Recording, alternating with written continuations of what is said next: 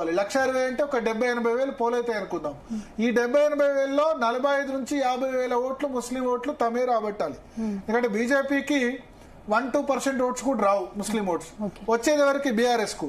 So BRS last time కూడా బాగానే వచ్చాయి ఓట్స్, తక్కువేం రాలేదు. పోయినసారి ఎక్కువ ఓట్లు జూబ్లీహిల్స్ కాన్స్టిట్యున్సీలో మాత్రం ముస్లిం ఓట్లు కాంగ్రెస్ కు పడ్డాయి, అజారుద్దీన్ పడ్డాయి. ఎందుకంటే మిగతా అన్ని చోట్ల కూడా బీఆర్ఎస్ కు 30,000, 40,000, 50,000. కుత్బుల్లాపూర్ లో అయితే వివేకానంద గౌడ్ కి 83,000 ఓట్ల మెజార్టీ వచ్చింది. జిహెచ్ఎంసీలో 43% ఓట్లు వచ్చాయి బీఆర్ఎస్ కి. చాలా చోట్ల అవుట్ రైట్ గా ముస్లింస్ ఇస్తారు. కానీ ఇక్కడ అజారుద్దీన్ ముస్లిం క్యాండిడేట్ కావడం వల్ల మనం చూస్తే కనుక షేక్పేట డివిజన్, మిగతా అన్ని డివిజన్లలో మెజారిటీ బీఆర్ఎస్ కు ఉంది, కానీ షేక్పేట డివిజన్ లో మాత్రం కాంగ్రెస్ కు మెజారిటీ వచ్చింది. షేక్పేటలో ఎక్కువ ఉండేది ముస్లింస్. సో దీన్ని బట్టి చూస్తే మనకేమర్థం అవుతుంది? ముస్లింస్ ఓటేశారు, అజారుద్దీన్ మైనారిటీ కావడం వల్ల వాళ్ళు ఓటేశారు. కానీ ఇప్పుడు మైనారిటీ క్యాండిడేట్ కాదు కదా, నవీన్ యాదవ్ నిల్చున్నారు. నవీన్ యాదవ్ హిందువే, మాగంటి సునీత హిందువే. ఈ సందర్భంలో మైనారిటీల ఓట్లు ఎక్కువ ఎట్లా తెచ్చుకోవాలి? ఎందుకంటే కాంగ్రెస్ కు క్లారిటీ ఉంది. Middle class, upper middle class may go to vote for BRS. ఈ ఎలక్షన్ లో middle class, upper middle class vote మనకు రాదు. రియల్ ఎస్టేట్ కానీ తర్వాత మిగతా కానీ సిటీలో తగ్గడం అంటే అంత ప్రభుత్వం పట్ల మిడిల్ క్లాస్ లో, అప్పర్ మిడిల్ క్లాస్ లో పాజిటివిటీ లేదు. ప్లస్ కాంగ్రెస్ పార్టీకి జిహెచ్ఎంసీ పరిధిలో క్యాడర్ లేదు. అది నేను ఎట్లా చెప్పగలంటే 2014 ఎలక్షన్ చూడండి, ఎంతమంది ఎమ్మెల్యేలు గెలిచారు కాంగ్రెస్ పార్టీలో సిటీ నుంచి? ఎవరు లేరు. 2018లో ఎవరు లేరు. ఇప్పుడు ఎవరు లేరు. కంటోన్మెంట్ లో మన బై ఎలక్షన్ లో శ్రీ గణేష్ ఒకళ్ళు గెలిచారు, మిగతా ఎవరు లేరు. ఇబ్రాహీంపట్నంలో మల్రెడ్డి రంగారెడ్డి ఒకళ్ళు మాత్రం, అది జిహెచ్ఎంసీ అవుట్స్కట్స్ ఏరియా, అది హెచ్ఎండిఏ ఏరియాలో ఆయన ఒకళ్ళు గెలిచారు. కార్పొరేటర్లు ఎంతమంది గెలిచారు? 2016లో ఒకళ్ళు ఇద్దరు. 2020లో జరిగిన దానిలో కార్పొరేటర్లు ఎంతమంది గెలిచారు? అప్పుడు కూడా ఇద్దరే. సో కాంగ్రెస్ పార్టీకి బలం ఎక్కడుంది? మల్కాజ్గిరి, చేవెళ్ల, సికింద్రాబాద్ 3 కూడా ఓడిపోయింది. లాస్ట్ టైం మల్కాజ్గిరి ఒకటి రేవంత్ రెడ్డి గెలిచారు. సో సిటీలో బలం లేదు.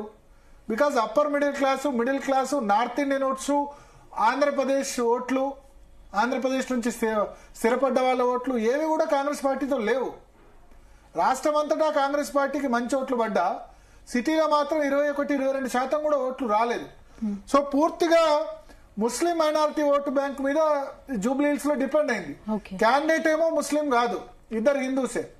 సో ఏం చేయాలి ఇప్పుడు? బీఆర్ఎస్ ఆరోపణ చేస్తోంది. అందుకని అజారుద్దీన్ కి మంత్రి పదవి ఇవ్వడం ద్వారా ఎస్ మేము ఎమ్మెల్సీ ఇస్తున్నాం. ఎమ్మెల్సీ ఇంకా కాలేదు, ఎమ్మెల్సీ నామినేట్ చేశారు, గవర్నర్ పంపించారు అంతే. గవర్నర్ యాక్సెప్ట్ చేయలేదు. ఎందుకంటే ఫిర్యాదు ఉంది ఆయన మీద, సిబిఐ కేసు గతంలో ఉంది. తర్వాత ఆయన హెచ్సిఏకి సంబంధించి, హైదరాబాద్ క్రికెట్ అసోసియేషన్ సంబంధించి ఆరోపణలు ఉన్నాయి, అవినీతి ఆరోపణలు ఉన్నాయి, మ్యాచ్ ఫిక్సింగ్ ఆరోపణలు ఉన్నాయి. పైగా పొలిటీషియన్ గా మొన్న కాంగ్రెస్ పార్టీ నుంచి పోటీ చేశారు. పొలిటికల్ వాళ్ళకి గతంలో కోటా ఇవ్వరని తమిళిసై సౌందరరాజన్ గవర్నర్ కోటా నుంచి తిరస్కరించారు. అటువంటిప్పుడు ఈయనకు ఎందుకు ఇస్తున్నారు అని చెప్పి విమర్శించే అవకాశం గవర్నర్ ఇవ్వచ్చో ఇవ్వరాదు అన్న నేపథ్యంలో ఒకటి మాత్రం ఉంది, మంత్రివర్గంలో ప్రమాణ స్వీకారం చేయడానికి ఎమ్మెల్యే అవసరం లేదు, ఎమ్మెల్సీ అవసరం లేదు. ప్రమాణ స్వీకారం చేసిన తర్వాత 6 నెలలలోపు ఎమ్మెల్యేను ఎమ్మెల్సీ ఎలక్ట్ కావాలి. సో ఆ క్లాస్ కింద గవర్నర్ రేపు ప్రమాణ స్వీకారం చేస్తున్నారు.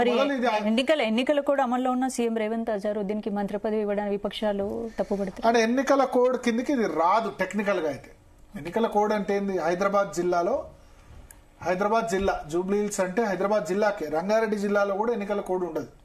మీరు శేర్లింగపల్లి, ఉప్పలు పోయినా ఉండదు. ఒక మొత్తం అన్ని చోట్ల కాదు కదా బై ఎలక్షన్ జరిగేది. అండ్ ఎన్నికల కోడ్ ఉండగా మంత్రివర్గాన్ని విస్తరించద్దు అని ఎక్కడా లేదు. అండ్ ఇప్పుడు అజారుద్దీన్ హైదరాబాద్ చెందిన వాళ్ళు అంటే, హైదరాబాద్ ఆయన ఎమ్మెల్యే కాదు, ఎమ్మెల్సీ కాదు. హైదరాబాద్ లో పోనీ ఒక కాన్స్టిట్యున్సీని రిప్రజెంట్ చేస్తున్నారంటే, ఇగో ఈ కాన్స్టిట్యున్సీకి మంత్రి పదవి ఇస్తారంటే, సో టెక్నికల్ గా ఎక్కడా దొరకదు మీకు ఎన్నికల కోడ్ ను వైలేట్. బీజేపీ కంప్లైంట్ చేసింది ఎన్నికల సంఘానికి, అది వేరే సంగతి. కానీ ఎన్నికల కోడ్ వైలేషన్ అని ఎక్కడా చెప్పలేము మనం. దాన్ని ఎన్నికల కోడ్ ఉంటే హైదరాబాద్ జిల్లా పరిధిలో ఎటువంటి అభివృద్ధి కార్యక్రమాలు చేపట్టకూడదు, స్పెసిఫిక్ గా ప్రజల్ని ఇంపాక్ట్ చేయకూడదు. మంత్రివర్గాన్ని ఎన్నికల కోడ్ ఉండగా విస్తరించొద్దు అని ఎక్కడా లేదు. పైగా ఆయన హైదరాబాద్ సంబంధించి అని మనం ఎట్లా చెప్తాం? మొరాదాబాద్ లో పోయి పోటీ చేశారు కదా. ఇప్పుడు ఆయన హైదరాబాద్ జిల్లాకు సంబంధించి ఎమ్మెల్యే కూడా కాదు, ఎమ్మెల్సీ కాదు. సో టెక్నికల్గా సాంకేతిక పరంగా నైతికంగా చూస్తే ఇక నైతికత అన్నది రాజకీయ పార్టీలకు చాలా తక్కువ. బీఆర్ఎస్కు నైతికత లేదు, బీజేపీకి లేదు, కాంగ్రెస్ పార్టీకి లేదు, ఎవరికి నైతికత అన్నది లేదు. ఎందుకంటే ఎన్నికల్లో గెలవడం కోసం ఎన్ని జిమ్మిక్కులు చేయాలో అన్ని జిమ్మిక్కులు చేస్తారు. కేసీఆర్ చెప్పినట్టు ఎవరు ఆవుబిల మఠం పెట్టుకుని కూర్చోలేదు ఇక్కడ. వాళ్ళు ఫక్తు రాజకీయ పార్టీలే అన్ని. కాబట్టి జూబ్లీహిల్స్ లో గెలిచేందుకోసం అక్కడ రైతులు నష్టపోతున్నా 100 కోట్లు ఇక్కడ ఖర్చు పెట్టుకుంటూ అందరు ఇక్కడనే తిరుగుతున్నారు. ఆ నియోజకవర్గాలు ఎంతమంది పోయినారో తెలియదు, బీఆర్ఎస్ ఎమ్మెల్యేలు ఎంతమంది పోయినారో, కాంగ్రెస్ ఎమ్మెల్యేలు ఎంతమంది పోయినారో, బీజేపీ నేతలు ఎంతమంది పోయినారో మనకు తెలియదు. కానీ ఇంకా జూబ్లీహిల్స్ లోనే అందరు ఇక్కడనే ఉన్నారు. చాలా బ్యాడ్ కల్చర్. 100 కోట్లు ఖర్చు పెడుతున్నారు. ప్రజలు కూడా 4 లక్షల ఓట్లు ఉన్నాయి కదా, మనకు ఓటుకు 2000 వస్తాయా 5000 వస్తాయా అని అనుకుంటున్నారు. రాజకీయ నాయకుడు వాడి జేబులోంచి ఏం తీసుకొచ్చి ప్రజలకి ఇవ్వట్లే. ఎక్కడి నుంచి ఇస్తున్నాడు రాజకీయ నాయకుడు? కాళేశ్వరం ఘట్టంగా వచ్చిన పైసలో, వీళ్ళు మల్లన సాగర్ ఘట్టంగానో, మూసి సుందరీకరణ అని చెప్పిన పైసలో, లేకపోతే ఇంకేదైనా మొన్న ఏదో సెటిల్మెంట్ అన్నారు కదా, ఆ సెటిల్మెంట్ ద్వారా వచ్చిన పైసలే ప్రజలకు పంచుతున్నారు. ప్రజలు ఏంది ఇది మాది ఏమనుకుంటారు? రాజకీయ నాయకుడు జేబులోంచి వస్తున్నాయి, వాళ్ళు ఏమైనా సొంతంగా ప్రింట్ చేస్తున్నారు కరెన్సీ అని వాళ్ళు అనుకుని వాళ్ళు తీసుకుంటున్నారు. సో దొరికిన వాళ్ళకి దొరికినంత జూబ్లీహిల్స్ ఎన్నికల్లో. అయితే ఇప్పుడు అజారుద్దీన్ మీద ఈసీకి ఫిర్యాదు చేసింది. దీన్ని డ్రమటైజ్ గా కాంగ్రెస్ పార్టీ వాళ్ళ మధ్యాహ్నం సడన్ గా 2 ప్రెస్ మీట్లు పెట్టారు. మహేష్ గౌడ్, బట్టి విక్రమార్క గంట వ్యవధిలో. వాళ్ళు ఏంటంటే అజారుద్దీన్ కు మేము మంత్రి పదవి ఇస్తే బీజేపీ జీర్ణించుకోలేకపోతుంది, బీజేపీ గురించి మాట్లాడారు. ఎందుకంటే కాంగ్రెస్ పార్టీకి ఏం కావాలంటే ఇక్కడ ఎన్నికల్లో బీజేపీ విరగాలి, హిందూ ముస్లిం పోలరైజేషన్ జరగాలని బీజేపీకి ఎంత ఉందో కాంగ్రెస్ పార్టీకి కూడా అంతే ఉంది. ఎందుకు చెప్పాలా? పోలరైజేషన్ జరిగితే బీజేపీకి ఎక్కువ ఓట్లు పడతాయి, బీజేపీకి ఓట్లు పడితే బీఆర్ఎస్ లాస్. ఇప్పుడు ప్రధాన పోటీ కాంగ్రెస్ బీఆర్ఎస్ మధ్య ఉంది. బీజేపీ 3rd ప్లేస్ లో ఉందని అందరూ చెప్తున్నారు, ఆ పార్టీ నేతలు చెప్తున్నారు. నేనేం బీజేపీ ప్రాస్పెక్ట్స్ దెబ్బతీయాలని నేను అనట్లేదు, కానీ ఉన్నది గ్రౌండ్ రియాలిటీ వాస్తవం చెప్తున్నా. ఇవాళ 30th అక్టోబర్ నాటికి ఉన్న సిచ్యువేషన్ చెప్తున్నా. 11th అక్టోబర్ పోలింగ్ ఉంది, అప్పటి వరకు ఏం జరుగుతుందో తెలియదు. ఇవాళకైతే పోటీ ప్రధానంగా మీరు ఎవరిని అడిగినా బీఆర్ఎస్ కాంగ్రెస్ మధ్య ఉందని చెప్తారు, బీజేపీ 3rd ప్లేస్ లో ఉందని చెప్తారు. సో బీజేపీని లిఫ్ట్ చేయాలని కాంగ్రెస్ పార్టీ ప్రయత్నం చేస్తుంది. ఇది నేను ఒక విధంగా ఒక మంచి థంబ్నెయిల్ కూడా పెట్టుకోవచ్చు. ఆశ్చర్యకరంగా ఏంటంటే బీజేపీని లిఫ్ట్ చేయాలని కాంగ్రెస్ ప్రయత్నం చేస్తుంది. మైనారిటీకి మంత్రి పదవి ఇచ్చారు అని చెప్పి, మైనారిటీ ఎలక్షన్ కోడ్ ఉల్లంఘించారు, మజ్లిస్ చేతిలో పెట్టచ్చు అని చెప్పి పోలరైజ్ చేసేందుకు బీజేపీ ప్రయత్నిస్తే, మైనారిటీ ఓటు పోలరైజ్ చేసేందుకు తర్వాత అటు మైనారిటీ ఓటు పోలరైజ్ చేయాలి, ఇటు కట్టర్ హిందూ ఓటు బీజేపీ వైపు రావాలని కాంగ్రెస్ పార్టీ వస్తుంది.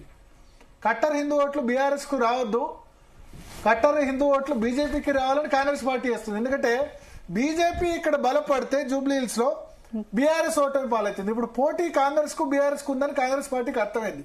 అందుకని బట్టి విక్రమార్క, మహేష్ గౌడ్ ఇద్దరు ప్రెస్ మీట్ పెట్టి కట్టర్ హిందువుల్ని ఇటు మైనారిటీ ఓట్లు తమకు రావాలి, కట్టర్ హిందూ ఓట్లు బీజేపీకి రావాలి, అది వాళ్ళ స్ట్రాటజీ కనిపిస్తుంది. ఎందుకంటే ఇప్పుడు ఏమనుకుంటారంటే జనరల్ గా ఓటర్ ఏమనుకుంటాడంటే తన ఓటు వేస్ట్ కావద్దని అనుకుంటున్నాడు. నేను ఓటేసిన పార్టీ ఖచ్చితంగా గెలవాలని అనుకుంటున్నాడు. సో మీకు చూడండి 2018 అసెంబ్లీలో బీజేపీకి 7% మాత్రమే ఓట్లు వచ్చాయి, పార్లమెంట్కి వచ్చేసరికి 20% అయింది. 2023 అసెంబ్లీ ఎన్నికల్లో బీజేపీకి 14% ఓట్లు వచ్చాయి, పార్లమెంట్కి వచ్చేసరికి 30% వచ్చాయి. ఎట్లా 6 నెలల్లో 14% నుంచి 35కి ఎట్లా పోయినాయి, 6 నెలల్లో 7% నుంచి 20కి ఎట్లా పోయినాయి? ఓటర్ ఏమనుకుంటాడంటే అప్పుడు బీజేపీ ఓటర్ కూడా వచ్చి కాంగ్రెస్ కో బీఆర్ఎస్ కో ఓటేశాడు, నా ఓటు వేస్ట్ కావద్దని. ఇక లాస్ట్ కట్టర్ హిందూ ఖచ్చితంగా గట్టి మిగిలిన ఇక నేను బీజేపీ భారతీయ జనతా పార్టీ అనుకునేవాడు ఆ 7% ఉన్నాడు, ఆ 14% ఉన్నాడు. అట్లాగే ఇప్పుడు మన 14 నుంచి 30% పోయిందంటే బీఆర్ఎస్ ఓటేసిన వాడు కాంగ్రెస్ ఓటేసిన వాడు కూడా ఇటు వచ్చాడు, బీజేపీకి వచ్చి ఓటేశారు. అట్లాగే కాంగ్రెస్ కు 37% ఉన్నది 40% అయింది. 40% అయినప్పుడు బీఆర్ఎస్ ఓటేసిన మైనారిటీల్లో మొత్తం 95% వచ్చి కాంగ్రెస్ ఓటేశారు. కాంగ్రెస్ ఓటేసిన కొద్దిమంది హిందువుల్లో ఇటు బీజేపీకి వచ్చి ఓటేశారు. So election మారిపోతున్నారు. ఓటర్ ఏంటంటే తన ఓటు వేస్ట్ కావద్దు అనుకుంటున్నాడు, పోటీలో ఉన్నదానికి ఓటేద్దాం అనుకుంటాడు. సో ఇక్కడ ఏంది, కాంగ్రెస్ ను వ్యతిరేకించే వాళ్ళు నేను కాంగ్రెస్ కు చచ్చినా ఓటేయద్దు అనుకునేవాడు బీజేపీ ఓటర్ అయినా వాడు బీఆర్ఎస్ కు ఓటేస్తాడు, కాంగ్రెస్ కు ఓటేయద్దు అని అనుకున్నాడు, ఖచ్చితంగా కాంగ్రెస్ కు ఓటేయద్దు నేను అనుకున్నాడు.